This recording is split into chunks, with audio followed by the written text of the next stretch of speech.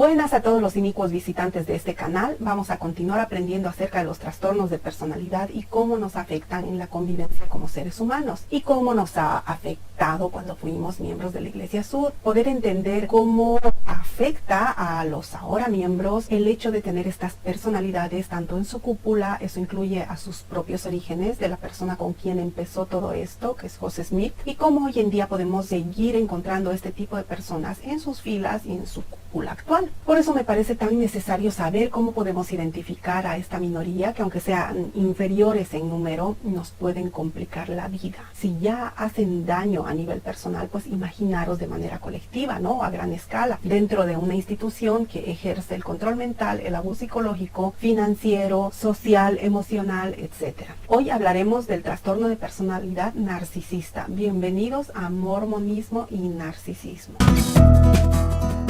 Bueno, hablar de TPN, trastorno de personalidad narcisista, o en inglés Narcissistic Personality Disorder, es un tema muy amplio. Es un trastorno muy curioso por sus características, porque de todos los trastornos o desórdenes de la personalidad que salen en el DSM-5, es el que contiene en su manera de actuar más manipulaciones. Y pude apreciar que la Iglesia Mormona tiene como institución todas estas características que son en su gran mayoría tóxicas, tal y como vimos a cada una de ellas en la serie Mormonismo Tóxico, y utiliza las mismas manipulaciones que los psicópatas y sociópatas. De hecho, para muchos psicólogos no hay diferencia entre psicópatas, sociópatas y narcisistas, pero para nosotros es importante marcar la diferencia entre lo que es un trastorno de personalidad narcisista y una etiqueta sin más como el narcisismo. Como repito siempre, yo no soy psicóloga para diagnosticar a nadie, simplemente voy a dar las referencias de lo que los profesionales han dicho al respecto, simplemente me hago eco, ¿no? Pero ahora lo que nos afecta es el presente. Seas o ya no seas miembro de la iglesia, esta información ayuda a comprender muchas cosas. Y bueno, empecemos. Vamos a ver de dónde proviene la inspiración para describir esta personalidad, y si nos vamos al diccionario, voy a dejar el enlace aquí abajo para quien quiera leerlo entero, pero allí podemos ver a Wikipedia, por ejemplo, las 3 versiones de la historia según la mitología griega, grecolatina y romana. En las 3, que son muy similares, concuerdan que Narciso era un joven hermoso y vanidoso del que tanto hombres como mujeres se quedaban prendados por su belleza, le declaraban su amor y él los rechazaba. Entonces la diosa Némesis quiso castigar a Narciso por su engreimiento e hizo que se enamorara de su propia imagen reflejada en el agua. Al final, Narciso fue incapaz de separarse de su reflejo y acabó arrojándose a las aguas. Y allí nacería una hermosa flor que hizo honor al nombre y la memoria de Narciso. Y de ahí que cuando vemos a alguien orgulloso y vanidoso lo llamamos narcisista. Y es que sí,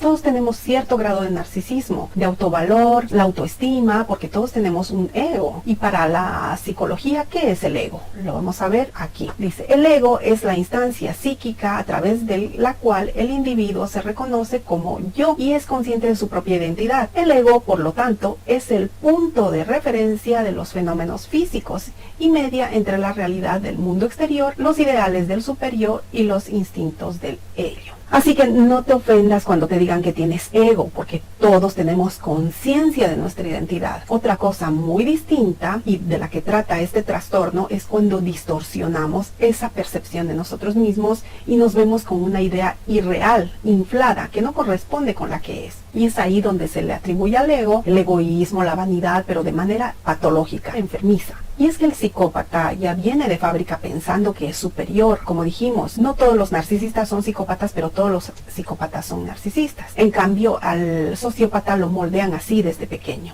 También el sociópata es narcisista. Y desde pequeño es moldeado con un maltrato, lo que decíamos, ¿no? Por falta de límites, sobreprotección, permisividad. Eso también es maltrato. Aparte del maltrato que conocemos, la denigración, palizas, manipulación, castigos severos, etcétera. Porque hayan vivido circunstancias difíciles, bueno, ambos tienen esa idea distorsionada de sí mismos. Aunque sean guapos, guapas, atractivos, atractivas, se creen más de lo que son. Lo mismo pasa con su inteligencia intelectual. No son perfectos. Nadie es perfecto. No existe el crimen perfecto. Eso sí, es gente que aparte de su inteligencia es muy astuta. La astucia es distinta. Y si les faltara atractivo físico, tienen una labia impresionante, ¿no? Son grandilocuentes, con facilidad de palabra, pero respecto al ego, desde los inicios del cristianismo se quiso anular la identidad propia, haciendo de cada uno de nosotros ovejas que tienen que seguir al pastor, que los últimos serán los primeros, intentando que renunciemos a esa identidad. Y es en los siglos XX y XXI donde corrientes posmodernistas quieren retomar esa idea de anular y negar el ego.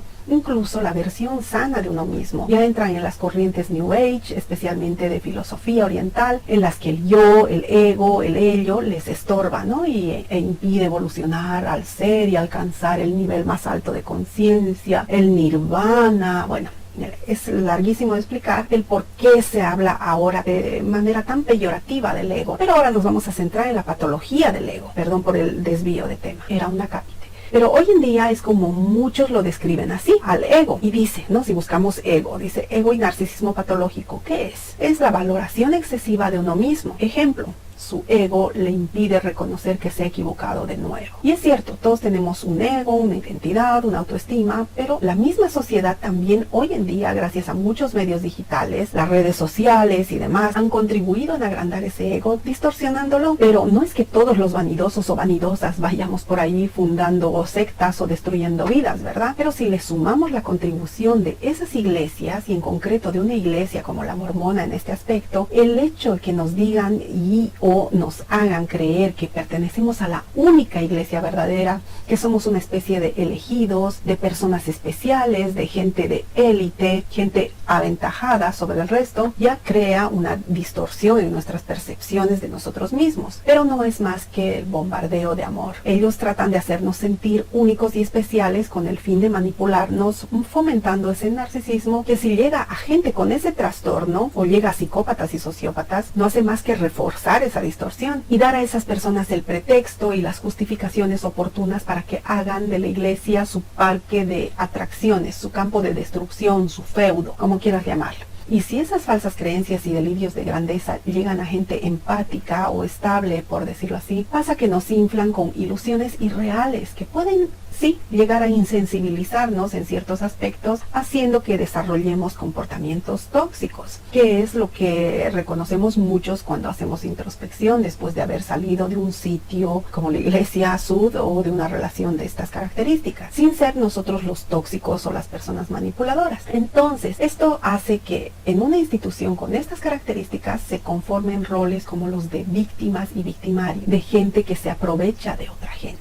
El siguiente programa habla de esto de principio a fin, ¿no? De los ciclos destructivos. Y antes de despedirme, remarcar estas características del narcisismo patológico. Uno es el sentido exagerado de autoimportancia. Otro, visión y proyección de la versión inflacionada de uno mismo. 3. Mentira patológica y compulsiva. 4. Ejerce la violencia psicológica o violencia invisible. 5. Son insensibles y esto les permite hablar con mucha seguridad. 6. Te manipula a través del castigo y te promete premios, es decir, venden ilusiones y crean necesidades. 7. Disfrutan con el sufrimiento ajeno porque son sádicos emocionales. 8. Ejercen el bombardeo de amor para crear dependencia. 9. Se muestran como víctima de sus víctimas cuando ejercen abuso y manipulación y son los que te culpan a ti de ser el malo, la mala, el inestable, la bipolar, la loca, el resentido, la ardida, ¿no?